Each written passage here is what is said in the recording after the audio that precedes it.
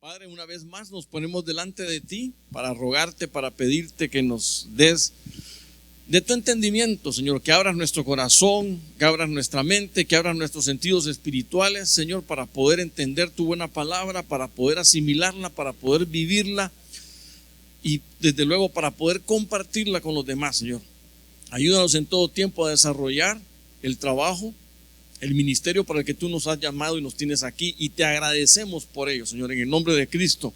Gracias, Padre, gracias en el nombre de Jesús, amén y amén. Bueno, acompáñenme, hermanos, vamos a entrar ya de lleno al tema y quiero que venga conmigo aquí a Primera de Juan, capítulo 5, verso 4. Dice la palabra del Señor, dice: porque todo el que es nacido de Dios vence al mundo. Y esta es la victoria que ha vencido al mundo, nuestra fe. ¿Y quién es el que vence al mundo sino el que cree que Jesús es el Hijo de Dios? Gloria al Señor. Bueno, si usted se recordará, el día martes en el programa de Doctrina Apostólica, nuestro pastor estuvo enseñando acerca de la, ¿cómo podríamos llamarlo? Bueno, estaba hablando de los vencedores, de los nacidos de Dios, de todos aquellos que han nacido de nuevo. Y en lo que estaba explicando eso, bueno, nos enseñó de las 7 virtudes de un nacido de Dios, que es básicamente lo que tenía en mente ahorita para exponerlo, pero yo no quiero hablar obviamente de lo que el pastor nos habló, pero sí quiero jalar un hilito ahí. Y ese hilito lo encontré aquí en Juan, en Primera de Juan 5:4. ¿Por qué? Porque si no mal recuerdo, en una de esas virtudes de los nacidos de Dios, de los que nacen de Dios, de los que han nacido de nuevo, los que creen en el Señor Jesucristo, una de esas virtudes dice que es esta. Creo que fue el punto 5 de lo que él mencionó. Y dice que el que es nacido de Dios vence al mundo. Entonces, hay un punto bien importante, que cuando uno viene al nuevo nacimiento, bueno, cuando le hablan a uno del nuevo nacimiento, el primer enfoque que le enseñan a uno por naturaleza o normalmente es el nuevo nacimiento es ¿para qué? Para que nosotros vayamos al cielo. El nuevo nacimiento es para que tú ya dejes de pensar o de que vas a ir al infierno. Te van a rescatar de un infierno, ¿de acuerdo? Eso es parte del nuevo nacimiento, desde luego. Pero no solo eso. Una de ellas es que el nacido de Dios vence al mundo. Y bueno, ¿qué es el mundo? ¿Por qué es importante entender qué es el mundo? Bueno, porque es de lo que yo quiero hablar en esta noche, de que los nacidos de Dios ya hemos vencido al mundo y de repente estamos luchando contra esas cosas a las que el Señor ya ha dicho que usted ya lo venció, pero nos vemos envueltos otra vez en la lucha. Entonces, por eso es importante que quiero ver que miremos eso. Entonces Pablo nos habla de que tú y yo somos más que vencedores, y esa es la razón por la que yo quiero hablar de eso, porque quiero que platiquemos un poquito de cómo vamos a vencer al mundo, venciendo al mundo. Ese es el trabajo. Bueno, ni siquiera es el trabajo nuestro, porque ese trabajo ya lo realizó el Señor. Es simplemente apropiarnos de una promesa de la que el Señor ya ha dicho y el Señor ya lo habló, y simplemente nosotros tenemos que, como quien dice, alargar la mano y traerla para nuestro bolsillo. Ahora, el punto es que cuando hablamos de mundo, porque vamos a entrar de lleno qué es el mundo, porque dice que ya lo vencimos, pero ¿qué es lo que hemos vencido? Porque cuando habla del mundo no está hablando de la esfera, no está hablando del globo terráqueo, sino que está hablando de muchas cosas en particular. Mira, la palabra mundo viene del griego cosmos, y cuando hablamos del cosmos, mira lo que dice esta versión. Dice que es un arreglo o constitución, es un orden, gobierno apropiado y armonioso. Bueno, estamos hablando en general del concepto. Dice que es un ornamento, que es una decoración y un adorno. Entonces, bueno, aquí déjeme hablarle de una cosita bien particular. Cuando estaba viendo esa traducción, ustedes saben, por ejemplo, de dónde viene la palabra cosmético. Viene de aquí, del cosmos.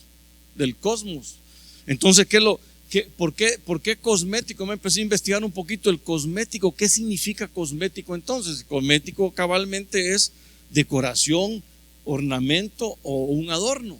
Entonces, ¿qué es lo que hace una dama, una mujer, nuestras hermanas, cuando se maquillan con los cosméticos? ¿Qué es lo que hacen?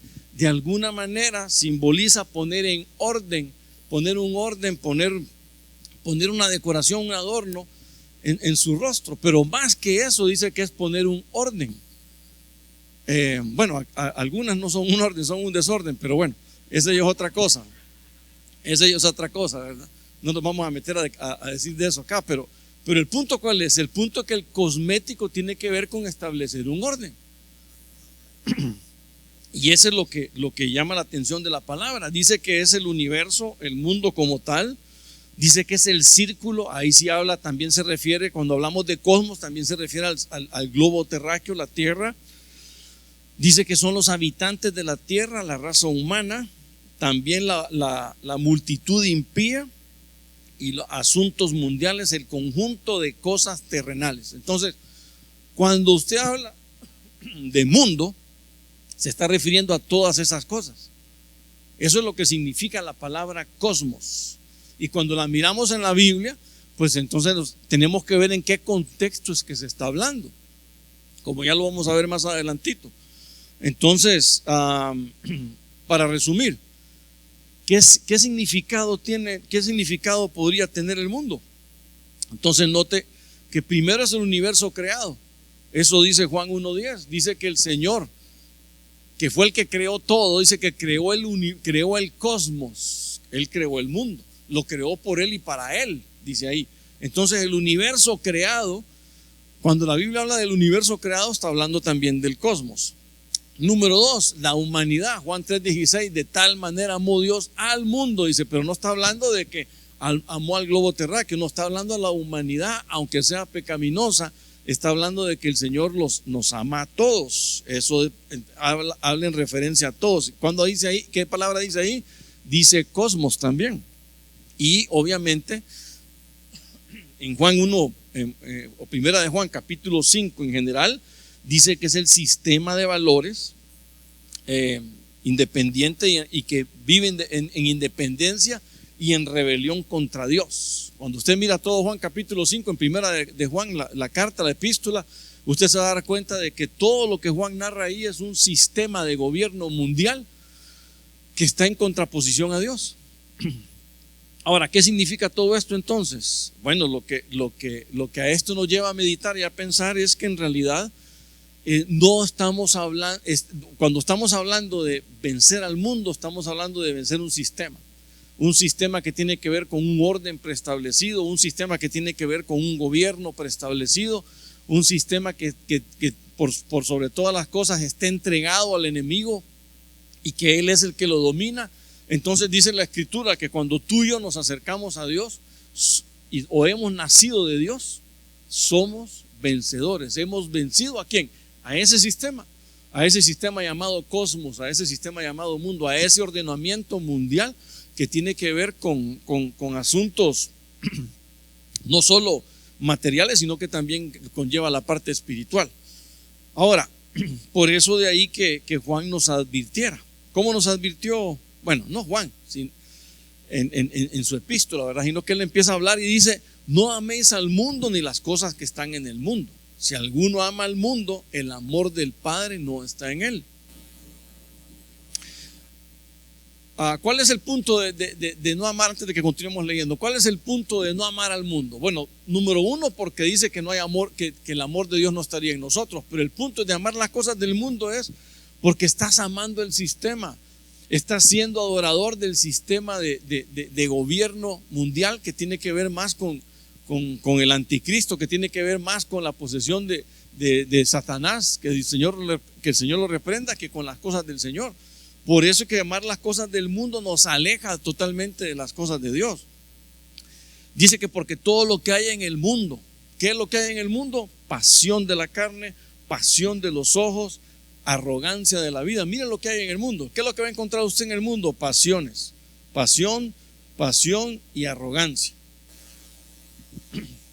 Entonces no hay conceptos como humildad, no hay conceptos como un amor fraternal, no hay tipo, ¿por qué? Porque se está desarrollando cosas que tienen que estar en contra totalmente de lo que el Señor dice. Entonces, si el mundo pasa y también sus pasiones, dice aquí el verso 17, pero el que hace la voluntad de Dios permanece para siempre. Entonces, ¿cómo será nuestra permanencia? ¿Temporal, amando al mundo, o permanente, amando al Señor? Son las dos caras de la moneda que nosotros, aún como creyentes, tenemos que estar bien definidos. Entonces, ¿qué hay en el mundo, hermanos? Pasiones, deseos, pero contra la naturaleza de Dios. Deseos, dice que de los ojos. Bien saben los mercadólogos, ¿verdad? Que enseñándonos las cosas, por ahí entra la pasión al querer tener las cosas. Cuando tú no miras algo, ni siquiera le inventas la necesidad, pero cuando tú miras un producto que te llama la atención, tú andas buscando cómo obtenerlo porque crees que tienes necesidad de eso. Esa es la forma en que la mercadotecnia presenta los productos, crearte una necesidad para que tú vayas a adquirir ese tipo de cosas. No es que sea malo ser mercadólogo, definitivamente que no, pero usémoslo para lo bueno, no para lo malo, ¿verdad? Ahora, dice de que hay arrogancia de la vida, aire de superioridad, cuando el Señor nos ha enseñado que nosotros debemos de ser humildes. Entonces, ¿por qué les digo yo todo esto? Porque eso es lo que encontramos en el mundo. Esas son porque ese es un sistema de gobierno de parte del enemigo que viene a querer chocar con nuestra naturaleza divina. Y ese es el punto. Entonces, el mundo está gobernado ¿por qué? Por pecado, por orgullo, por autosuficiencias, por materialismo, por la incredulidad, por la oposición al Señor, por sobre todas las cosas. Y entonces el Señor dice, si tú has nacido de Dios, tú ya venciste estas cosas. Entonces, no deberíamos de estar luchando contra ello, porque ya nacimos de ello. Entonces, recordemos que no estamos hablando del planeta. Cuando hablamos del mundo, del cosmos, no estamos hablando del planeta, estamos hablando del sistema de gobierno o del orden contrario al sistema de Dios. Amén. Entonces, mire aquí en Juan qué es lo que dice. Juan 16:33. Estas cosas os he hablado, dice el Señor Jesucristo, para que en mí tengáis paz. En el mundo tendréis aflicción, pero confiad, yo he vencido al mundo. La versión lenguaje actual lo dice de diferente forma, pero muy acertada. Dice, les digo estas cosas para que estén unidos a mí y así sean felices de verdad, pero tengan valor. Yo he vencido los poderes que gobiernan este mundo. Entonces, de eso es lo que estamos hablando. El mundo, cuando hablamos del mundo, estamos hablando de hay un poder que está moviendo las cosas. Hay un poder que está detrás de todo lo que se está desarrollando a nivel mundial. Y de hecho, bueno, esto es algo tan tremendo que el mismo Satanás tuvo la osadía de enfrentarlo y decírselo al Señor Jesucristo. ¿Se acuerdan allá en Lucas? Creo que Lucas 4, en el monte de la tentación. Satanás le dice al Señor Jesucristo, mira todos estos reinos, todo esto es tuyo si simplemente te postras y me adoras. ¿Por qué se los estaba entregando? ¿O por qué se los estaba otorgando? Porque él dijo, estos reinos son míos, todo esto yo lo tengo a mi merced, a mí me lo entregaron. La llave me la entregó Adán desde que pecó en el huerto del Edén.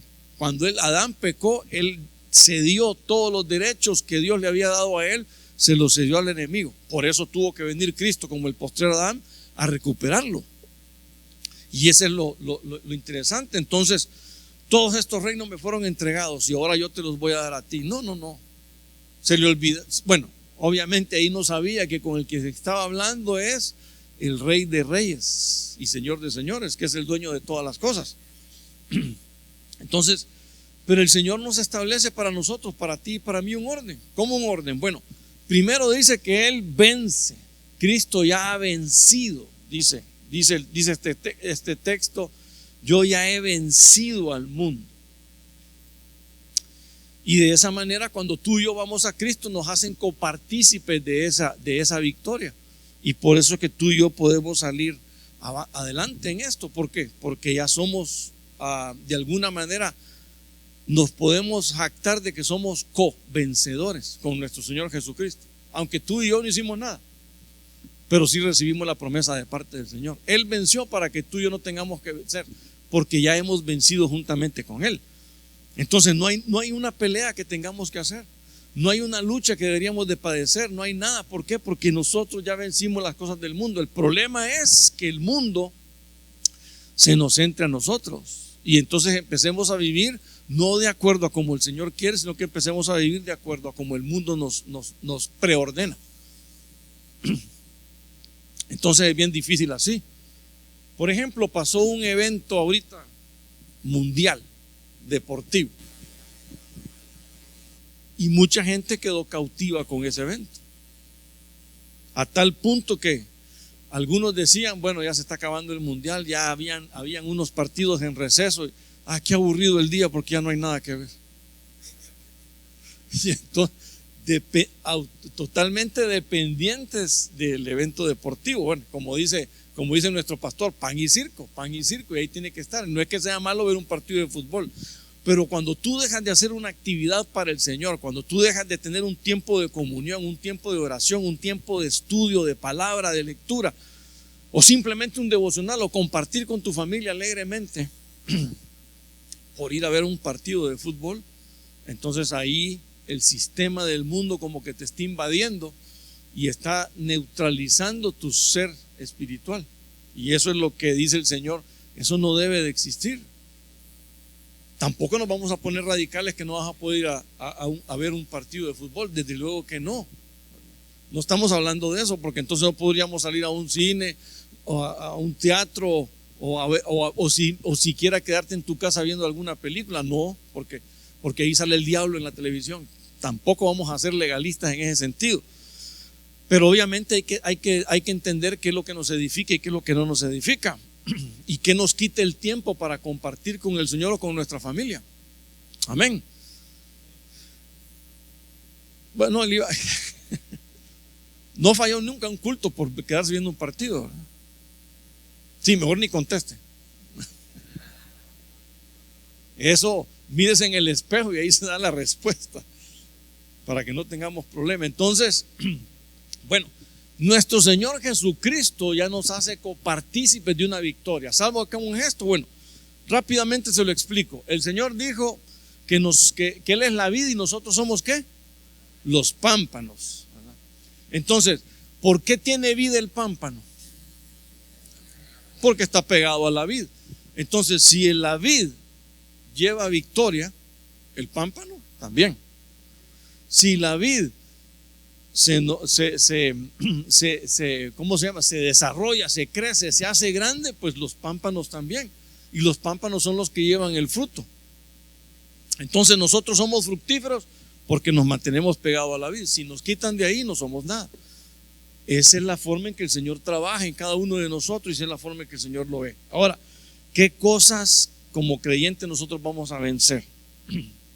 Mire, número 1, Romanos 6:12, por tanto no reine el pecado en vuestro cuerpo mortal, para que no obedezcáis sus lujurias, ni presentéis los miembros de vuestro cuerpo al pecado como instrumentos de iniquidad, sino presentaos vosotros mismos a Dios como vivos entre los muertos, y vuestros miembros a Dios como instrumentos de justicia, porque el pecado no tendrá dominio sobre vosotros, pues no estáis bajo la ley, sino bajo la gracia. Entonces lo primero que tú y yo vencemos, ya hemos vencido estando en el Señor Jesucristo, es el pecado. Bueno, ahí puede surgir una pregunta, hermano. Si ya estando en Cristo yo ya vencí el pecado, entonces ¿por qué peco? Peca usted, ¿verdad? ¿O no? Bueno, que no escuche el pastor estos amenes aquí. No, la verdad que así es, hermanos. A todos nos alcanza tarde o temprano el pecado. Pero ya se lo he dicho y se lo vuelvo a repetir. ¿Qué gran diferencia hay en que el pecado te alcance a ti, a que tú alcances al pecado? Y eso es lo que está diciendo este texto. Prácticamente eso es lo que nos está enseñando aquí Pablo. Porque ¿qué es lo que está diciendo Pablo? Dice que No reine el pecado en vuestro cuerpo mortal para que no obedezcáis sus lujurias, ni presentéis los miembros de vuestro cuerpo al pecado. ¿Alguna vez ha presentado los miembros de su cuerpo al pecado? ¿Cómo así, hermano? Pues sí, su mano ha agarrado cosas que no tenía que haber agarrado y se las metió a la bolsa y se fue. Eso es presentar los miembros del cuerpo, cuando usted ya sabe que no hay que agarrar nada prestado sin que el dueño se dé cuenta. ¿Me voy a entender, verdad? En otras palabras, es decir, no hay que robar. Entonces, eso es presentar nuestros miembros del cuerpo al pecado, cuando sabemos que hay algo que no debemos de hacer y que definitivamente lo terminamos haciendo. ¿Por qué? Porque es parte de nuestra debilidad. Hay una debilidad inherente en cada uno de nosotros, pero dice Pablo aquí que no reine ese pecado en nosotros, para que no obedezcáis sus lujurias, porque el pecado te va a devorar. Ya les conté la historia, no quiero repetirlo otra vez, acerca de aquel cazador de caimán. ¿Por qué? Porque ese pecado es como ese caimán. ¿Se acuerdan de esa historia, verdad? Bueno, ese pecado es como ese caimán. El día que te agarre ese caimán no te va a dejar vivo. Así que rápidamente, si tú caes encima del caimán, rápidamente vuelve a la barca. ¿Qué quiere decir eso?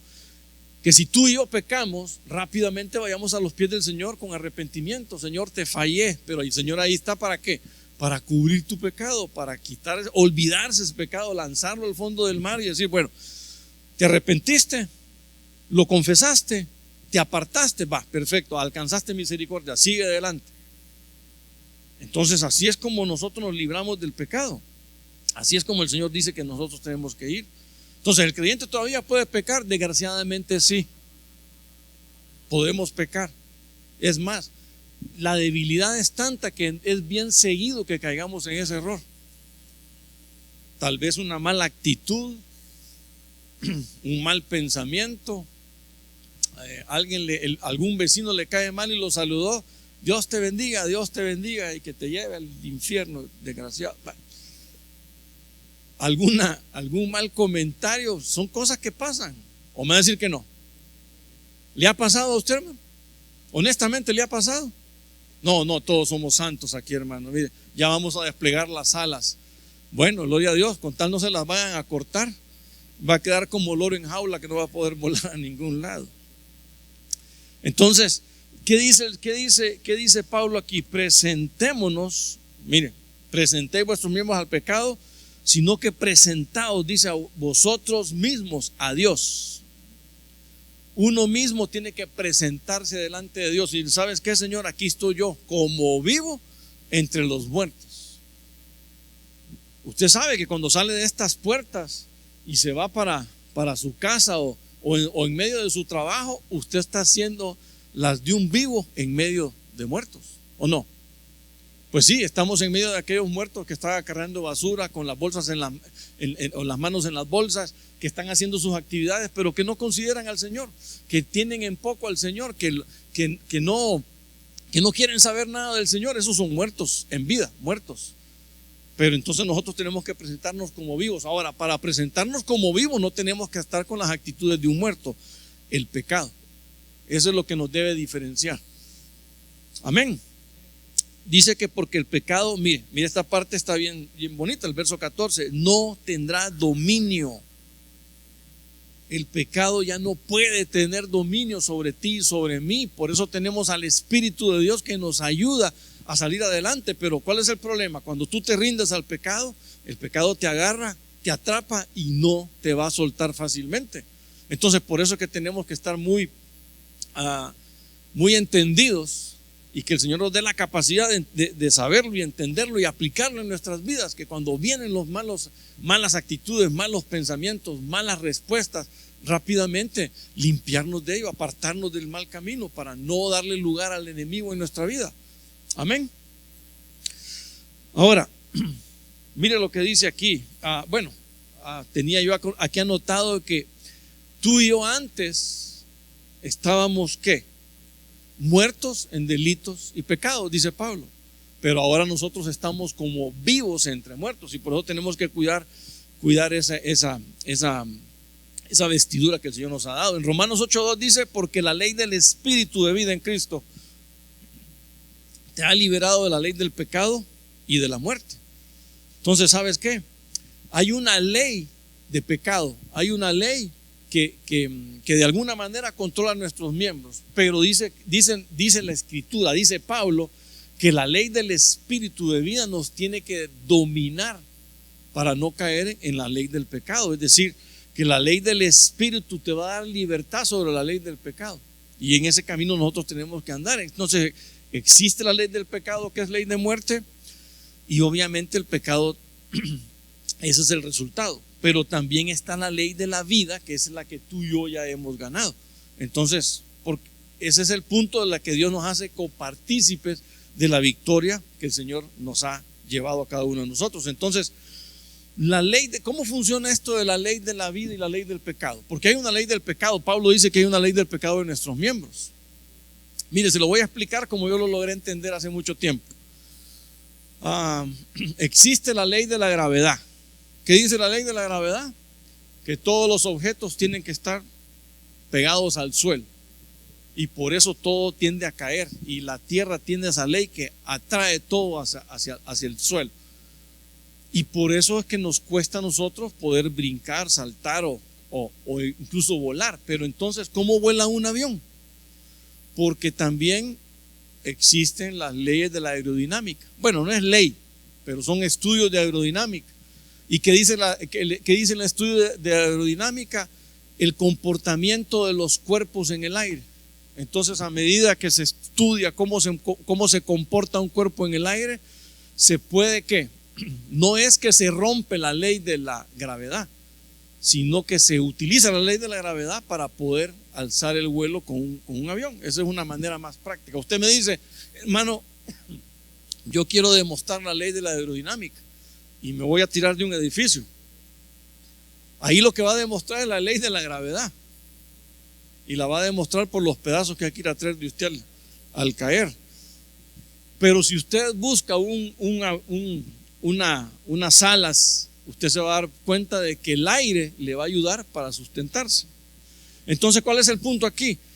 Que hubo una ley de pecado que dictaba muerte, y entonces el Señor dice: a esa ley de pecado le vamos a crear una ley de la gracia para neutralizar la ley del pecado.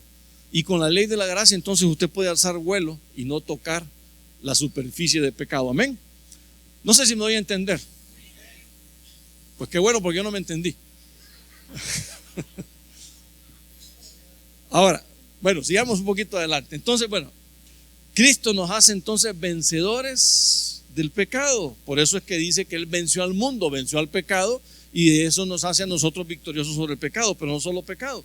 Miren, Romanos 8:1 dice: por consiguiente, ahora no hay condenación para los que están en Cristo Jesús. Para los que estamos en Cristo Jesús no hay condenación.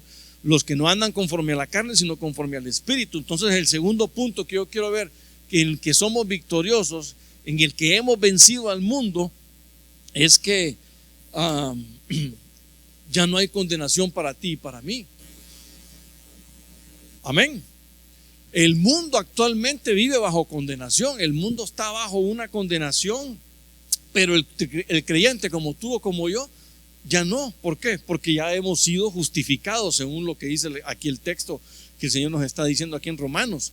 Entonces, ahora, punto importante: ¿cómo demostramos que tú y yo ya somos justificados? ¿Cómo demostramos que tú y yo ya no, para ti y para mí ya no hay condenación? Que tú y yo ya podemos vivir en la libertad que Cristo nos ha llamado. Andar conforme al Espíritu. Amén. Entonces, eso demuestra, eso es un testimonio, no solo para los hombres, sino que también para Dios, de que tú y yo somos vencedores del mundo. ¿Por qué? Porque andamos ahora conforme al Espíritu y no conforme a la carne. Yo sé que, porque volvemos al punto, la debilidad está en nosotros, y entonces a veces los problemas carnales nos agobian y nos meten en líos. Pues, ¿por qué? Porque en algún momento de repente surge una carnalidad. Por ejemplo, el tener hambre. ¿Alguna vez se ha metido en problemas por tener hambre? ¿Verdad? Un montón de veces, ¿verdad? Bueno, entonces ese es un problema facilito. No estoy diciendo que estamos pecando por tener hambre, no. Lo que pasa es que a veces nos pasamos de la raya con las comidas. Y bueno, finalmente se nos nota, ¿verdad? Pero bueno. Ahora, quiero que me adelantándonos un poco. ¿Qué es condenación? Es catacrino en griego, catacrino. Bueno, no sé si así se pronunciará, pero así está escrito ahí. El punto es que cuando hablamos de condenación, mire lo que dice el texto, el diccionario dice que es emitir un juicio contra, considerar algo digno de castigo, condenar. Con el buen ejemplo, hacer más evidente y censurable la maldad ajena. Entonces, ¿qué estamos hablando de eso? Bueno, la condena, y esa es la razón por la que en nuestras ciudades o nuestros países tienen una cárcel, porque aquel que hace lo malo va a pagar a la cárcel sus fechorías. Entonces, la condenación, ¿de dónde viene? Viene de un tribunal que te haya culpable de algo que tú hiciste. Bueno, no tú, pues, sino que la persona que hizo algo, y entonces que dio muestra de su mala conducta, y entonces va a pagar sus faltas a través de una nota, una carta que lo condena a cierto tiempo en algún lugar ahí para que esté ahí sentenciado, ¿no? Para que desarrolle la sentencia. Entonces la sentencia ahora es de culpable. Pero ¿qué hizo el Señor? Cuando tú y yo éramos culpables, dije que andábamos en nuestros delitos y pecados. Cuando tú y yo éramos culpables, ¿qué hizo el Señor? El Señor muere en una cruz por ti y por mí, paga con su sangre tu libertad y la mía. Y el Señor clava todos los mandamientos, toda la ley la clava en la cruz, y Él dice al final: tetelestai, pagado es, ya cumplido, cumplí mi misión, ya se pagaron todas las deudas de todo aquel que cree en mí. Así que cuando tú y yo venimos a Cristo, quitan esa carta de condenatorio que ya, bueno, de hecho dice la Biblia en Juan que nosotros no íbamos a ser condenados, no, ya éramos condenados. Bien nos decían nuestros abuelos: condenado, quítate de aquí. Ya sabía que estábamos condenados. Por si alguna vez se acuerda que le decían eso, porque ahí me quedó tan grabado que hasta el día de hoy la recuerdo. Entonces, como ya éramos condenados, cuando el Señor muere, se lleva esa condena y dice: no, tú ya no tienes por qué pagar. Tú ya no tienes por qué ir a la muerte. ¿Por qué? Porque ya morí yo por ti. Entonces, ese es el Cordero Pascual, el sustituto, el que pagó Él por ti y por mí. Entonces, fíjese que, bueno, por eso es que Pablo dice: ya no hay condenación, tú y yo estamos totalmente absueltos. Bueno, los que recibimos al Señor Jesucristo. Fíjese que allá en 1830, quiero contarle esta anécdota rápidamente. En 1830, el presidente de los Estados Unidos se llamaba Andrew Jackson. Un hombre asaltó un tren ahí de la correspondencia norteamericana, mató a no sé cuántas personas y lo atraparon y lo condenaron a la horca. Pero algo había pasado con este hombre, no sé qué fue lo que ocurrió, no recuerdo esos detalles, que le dijeron al presidente: señor presidente Jackson, le pedimos que por favor le exonere la vida de este hombre, que quede preso, pero que le perdonen la vida. Entonces el presidente dijo: bueno, ya hay varias peticiones, lo vamos a hacer. El presidente firmó el decreto de perdón presidencial y se lo llevaron a la cárcel. ¿Cuál fue el resultado? La sorpresa es que cuando llevaron el perdón presidencial, el hombre dijo: miren, yo no quiero ningún perdón presidencial, así que quiero que sigan con la sentencia como está. Entonces los abogados y los fiscales quedaron: ¿y ahora qué hacemos? Porque el perdón ya está firmado y este hombre no lo quiere tomar. Entonces se fueron a la Suprema Corte para ver qué es lo que podían hacer, y empezaron a divagar en lo que podían desarrollar. Y bueno, se llegó a una conclusión por ley. La Corte General dijo: un perdón es un documento concedido, es una donación dada a una persona, el perdón presidencial. Pero si la persona no lo quiere recibir, Pues ese es su problema. Entonces el hombre rompió el perdón y se acabó el problema y el hombre lo ejecutaron. Ahora, ¿qué tiene que ver esto con la condenación, hermanos? Que tú y yo hemos recibido el perdón del Señor. Amén. Entonces para ti y para mí sí lo recibimos, pero todos aquellos que dicen, no, el Señor Jesucristo es una metáfora, es una historia, Él no resucitó. ¿Sabe que hace poquito estuve viendo un programa de un hombre que decía, no, el Señor no pudo haber resucitado? Eso es mentira. Entonces el otro que estaba llevando, el moderador, le estaba diciendo, mira, yo veo tres cosas de lo que puede pasar. Una es lo que está narrado en la Biblia, que lo robaron el cuerpo y dijeron que había resucitado. Otra es que efectivamente resucitó, y otra es que nunca lo hayan puesto en la tumba y dijeron que había resucitado. Bueno, se inventan cada cosa, hermano. Ahora, ¿cuál es el punto ahí? Que por estar negando al Señor, si esa alma se va como pincho en el infierno, va a estar ahí por la eternidad. Entonces, para ti, para mí, gracias a Dios, recibimos al Señor. Entonces ya no hay ninguna condenación para nosotros. Entonces hemos vencido la condenación. Amén. Eso es parte de lo que el Señor nos ha regalado a ti y a mí. Entonces, mire, ¿qué condenaciones hemos vencido? Bueno, número uno, la condenación legal de Dios. El Señor decretó, toda alma que pecare, esa morirá. ¿Has pecado? Bueno, ¿pecaste tú antes? Amén. Hermanos, pecamos antes y sigues pecando ahora. ¿Y por qué no te mueres? No, bueno, es un decir, pues no estoy diciendo. ¿Por qué no morimos?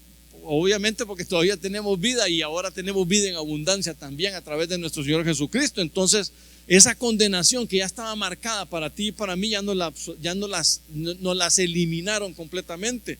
Pero no solo eso, sino que la condenación de Satanás. Apocalipsis 12:10 dice que don Sata está día y noche molestando al Señor por ti y por mí, acusando a los hermanos. Mira, aquel se pone a predicar y el bandido anda diciendo cosas, anda hablando cosas de los demás, anda agarrando lo que no es de él, anda pensando cosas que no son correctas, y ahí está el diablo, acusando y acusando. Pero ¿qué hace Dios? ¿Qué cree que le dice el Señor? A ver, ¿qué cree que le dice el Señor? Rápido, hermanos. El Señor le dice, ya pagaron por él. Ahí está Cristo, abogado tenemos. Ya pagaron por él, ya no me debe nada. Pero si es un pecador, 7 suelas. Sí, pero ya pagaron por él. ¿Yo qué puedo hacer ahora si Cristo ya murió por él? Ahora va a venir un tiempo donde vamos a enfrentar a Cristo en su tribunal. Y ahí el Señor va a decir, bueno, vas a ser galardonado, o te vamos a mandar allá a la tribulación para que ahí laves tus vestiduras y te pongas en orden con el Señor. Pero eso es otro tema y lo vamos a hablar después. Pero para ti, para mí, no hay condenación. Amén. Recuérdese que su nombre ya está inscrito en el cielo, y allá le van a pasar lista. Y si no dice amén, pues lo van a tener que ir a buscar. Y lo otro es la autocondenación. Son algunos puntos. Autocondenación en primera de Juan 3:20, ¿qué es lo que nos dice? Nos dice que si nuestro corazón nos acusa, ¿alguna vez se ha sentido autoacusado? Cometió un error y uno se queda con aquel malestar y sí, hombre, es que vos sos un hijo del diablo, al infierno te vas a ir. Bueno, no creo que sea tan grave la autoacusación, ¿verdad? Pero si llega a ese nivel, porque ya lo hemos visto, hermanos, usted tiene que entender, ya lo venció. No hay condenación para los que estamos en Cristo Jesús, para los que vivimos conforme al Espíritu. Amén. Amén. Bueno, sigamos adelante, porque ya el tiempo está avanzando. Hebreos 2:14 dice, así que por cuanto los hijos participan de carne y sangre, él igualmente participó también de lo mismo, para anular mediante la muerte el poder de aquel que tenía el poder de la muerte, es decir, el diablo. Entonces, mire, ¿de qué es ahora? Del temor a la muerte. Bueno, los creyentes actualmente, ¿seguirá que siguen muriendo físicamente hablando? Sí, claro. Bueno, tarde o temprano, no sé cuánta edad tendrá usted, pero no sé si de aquí a 50 años usted todavía estará aquí. Tal vez uno dirá, sí, por fe, hermano, aquí estaré. Bueno, tal vez otros no. Bueno, yo no sé. Pero el asunto es que la carne como naturaleza está menguando. pero el espíritu se va avivando, el alma también se tiene que ir avivando, tiene que irse rejuveneciendo. El punto aquí es que, bueno, cuando hablo de la muerte no estoy hablando de que no tengamos miedo a morir. Creo que cada uno de nosotros podrá tener un miedo a morir por el hecho de que vamos a enfrentar algo que nunca ha vivido, ¿verdad? Aunque algunos dicen, sí, yo ya morí, estuve por un túnel y ahí resucité. Y a lo lejos escuchaba a mi mujer que me llamaba y yo por eso me quería ir. Pero no, el Señor lo devolvió, que siga sufriendo aquí. Son bromas, ¿verdad? Solo es para hacer un poquito ameno la enseñanza. Espero que después mi mujer no mire esto porque me va a meter en problemas. Yo solito me estoy poniendo la soga. Ay, hombre. Bueno, ¿dónde nos quedamos? Después de esta, ahí sí que brutal interrupción. Bueno, aunque a la gente le parezca fantasía, porque ya veo que la gente todavía duda de que el Señor haya resucitado, el Señor sí puede decirnos claramente, yo morí. No solo es que morí, no solo estuve muerto, me tocó ir al infierno. Pasé 3 días predicándole a las almas del infierno, que me gustaría saber qué fue lo que les enseñó el Señor. Porque si estaban en el infierno, ¿será que hubo chance de sacar? Bueno, me estoy metiendo en otro rollo. Pero el asunto es que estuvo el Señor ahí. El Señor sí puede decir, yo fui, bajé al infierno, prediqué, resucité y aquí estoy entre medio de ustedes. Y esa es la manera en que nosotros vencemos el temor a la muerte. ¿Por qué? Porque tenemos una esperanza de vida eterna. Claro, ahorita no la estamos gozando, es decir, no estamos viviendo la vida eterna, estamos viviendo todavía la vida en este mundo y no podemos gozar de la eternidad.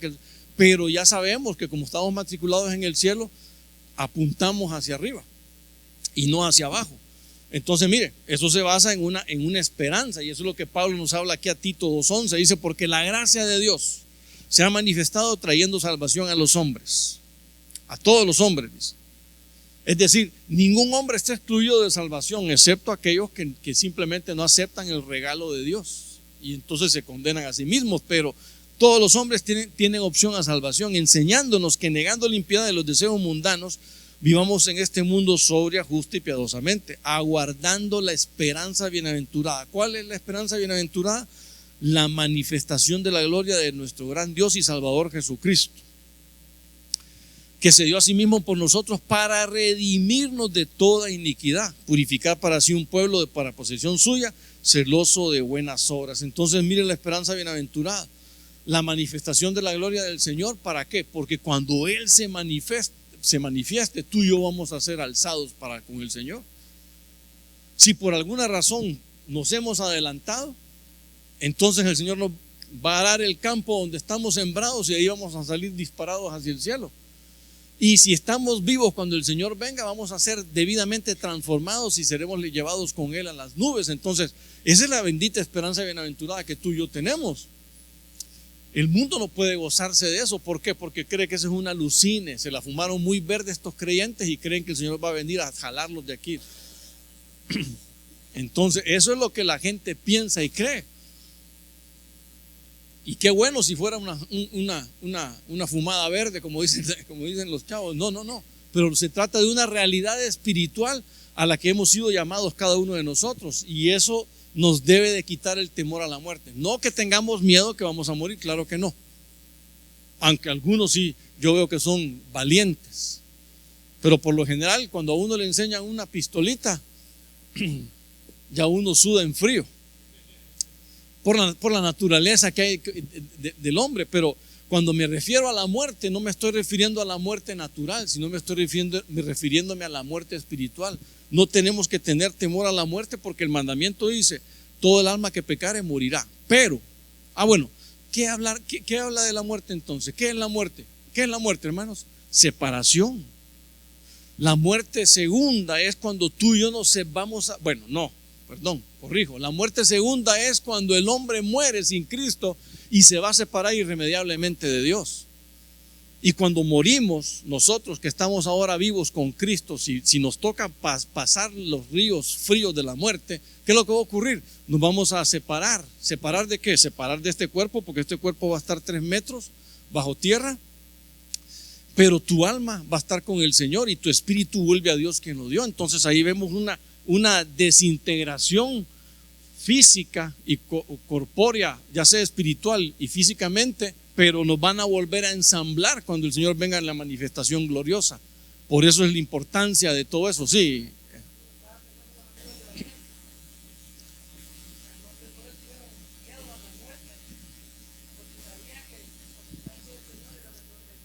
Sí, claro, por supuesto, ese es un buen ejemplo, claro, excelente.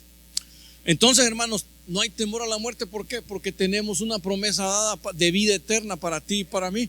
Y ese es el beneficio que nosotros tenemos, aguardando la esperanza bienaventurada. ¿Cuál?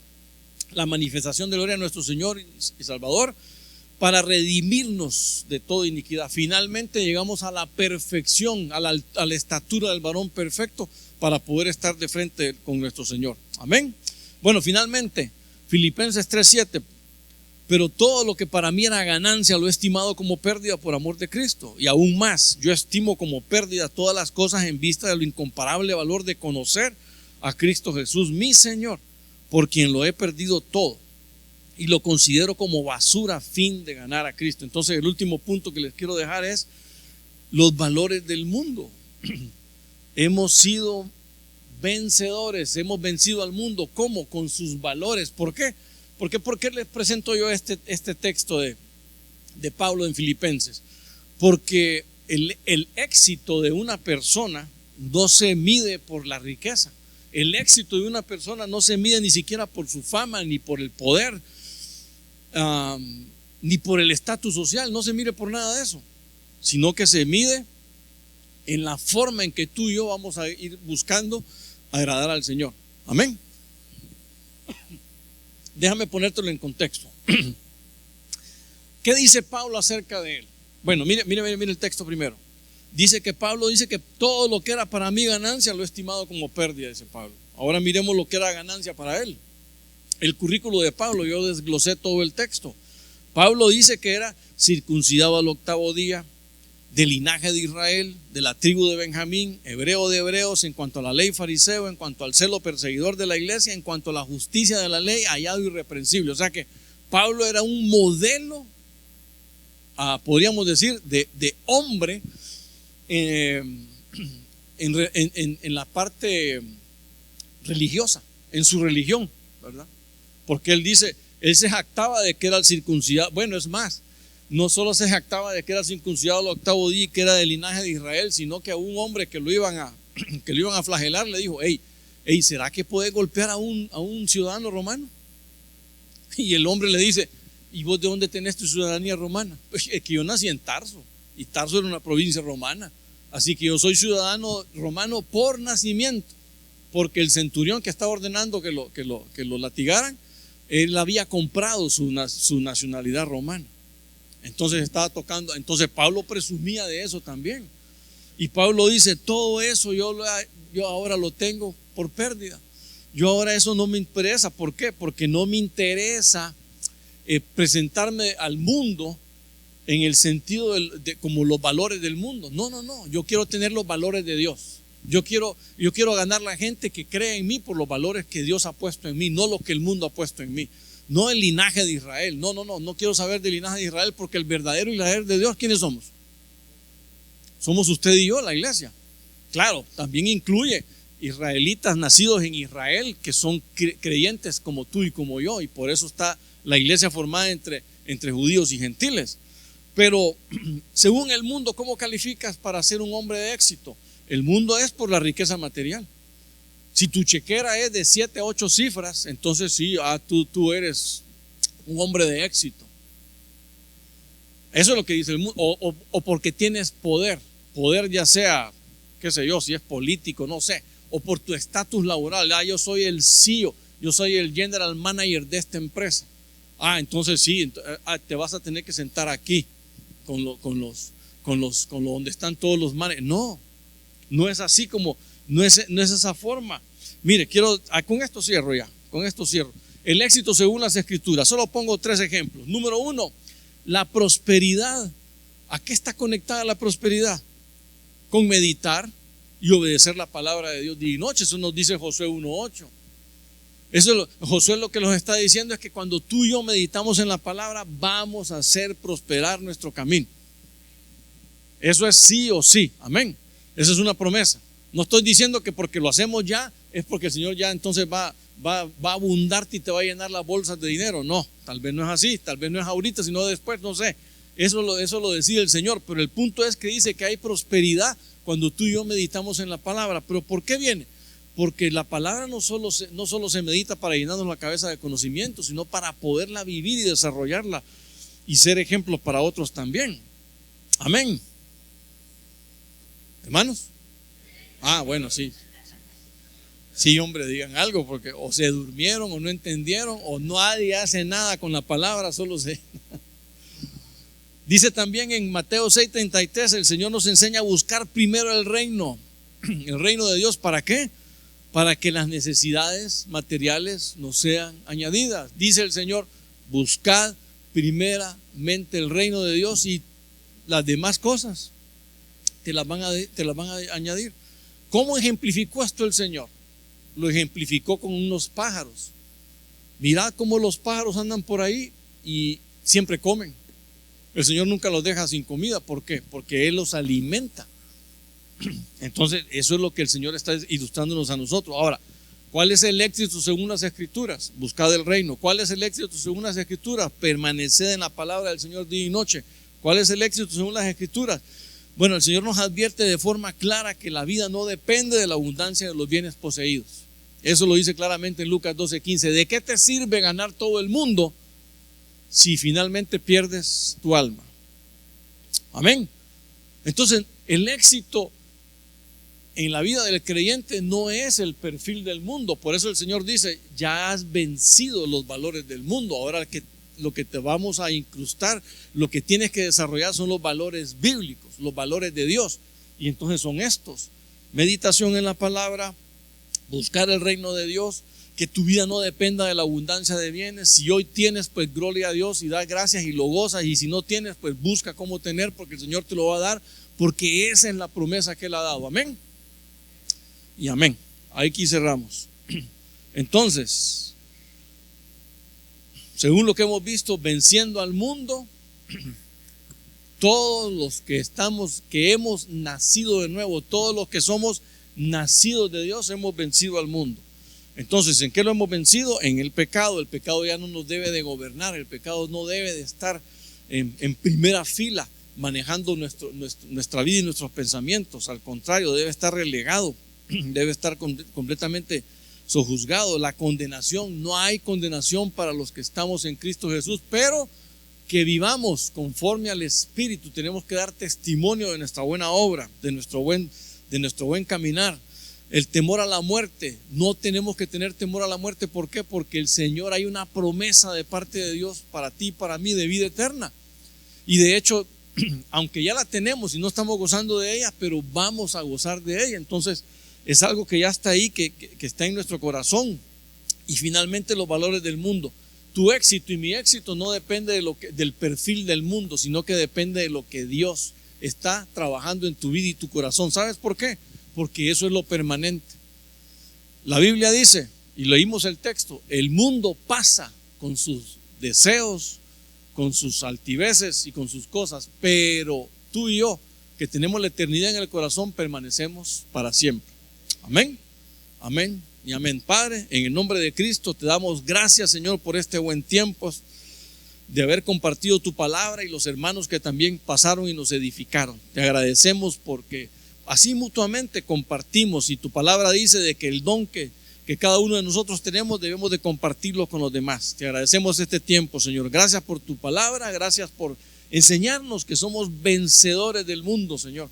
No tenemos por qué pelear contra esas cosas porque ya hemos vencido el pecado, la condenación, el temor a la muerte, los valores del mundo. No nos interesa, queremos ser siempre buenos hijos, buenos siervos, buenos amigos tuyos, y queremos permanecer siempre pegados a ti.